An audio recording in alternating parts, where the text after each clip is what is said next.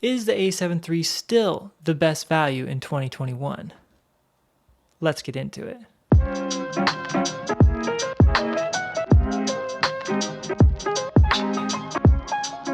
What's up, guys? Welcome back to the channel, and today I kind of just wanted to give some thoughts on comparing the A7 III and the A7S III. Right now, the A7 III is about half the price of the A7S III, so you might be asking yourself, should I drop the ducats to get the nicest camera on the market, or does an older camera, a 2-year-old camera, still hold weight and is still a better value for the price?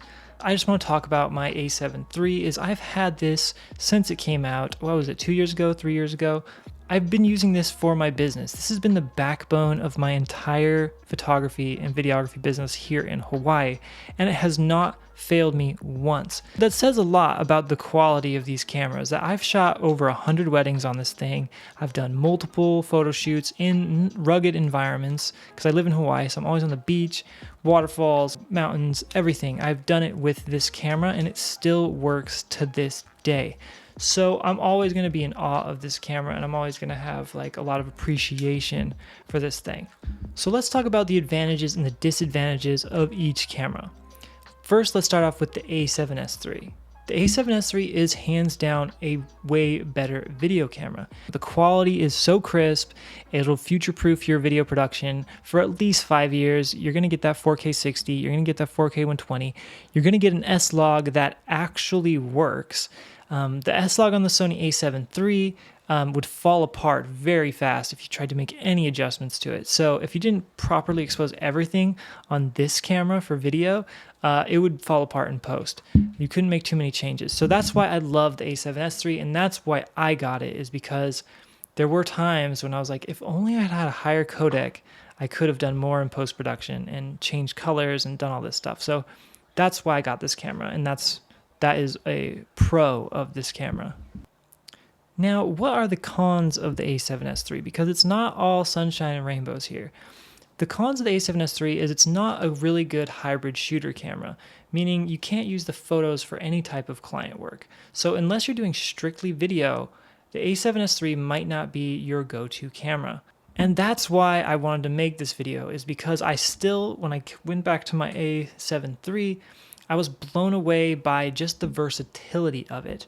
It's still, in 2021, one of the best cameras you can buy because you can do so much with it. So with this camera, the A7 III, you can shoot the same type of video you can on the A7S III. You still get 4K 24, you still get 4K 30. If you want to shoot in 60 frames per second, you have it. If you want to shoot in 120 frames per second, you have it. You have S-Log, you have HLG. It has everything the exact same. It's just not as good. But with that said, it's an amazing photo camera. You have 24 megapixel camera that you can use for client work. If I had to choose, like if I had to go to if I only could bring one camera with me, I definitely would bring the A7 III. It's just more versatile. I could do more with it. The thing is, you could have a whole photography and videography business with just one A7 III. That's the pros of the A7 III, is how versatile it is. It's one of the most versatile cameras you can buy, and if you're on a budget right now for $1,600 to $1,700, you can pick up this camera and it will make its money back for you tenfold. So the first con of the A7 III is, one, there's no flip out screen. The flip out screen is crucial to do any type of, selfies or self-filming. Number two, the con of the A7 III is the video quality is good, but if you don't expose it properly and get your white balance properly, you won't be able to fix it in post. So just remember that when you're shooting, that you got to not dial in your settings really good right when you shoot it, or else it might not turn out that great in the end result.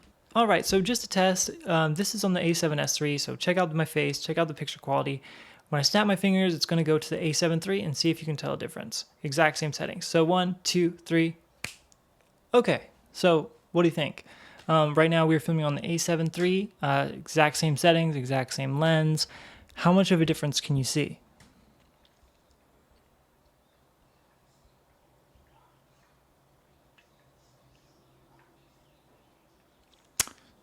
You tell me. That is my comparison of these two amazing cameras. I hope you got some insight out of it. Make sure to hit that like and subscribe button to support the channel. I'll be dropping videos every week to help you become a better filmmaker and photographer. Mahalo, mahalo, mahalo. Peace.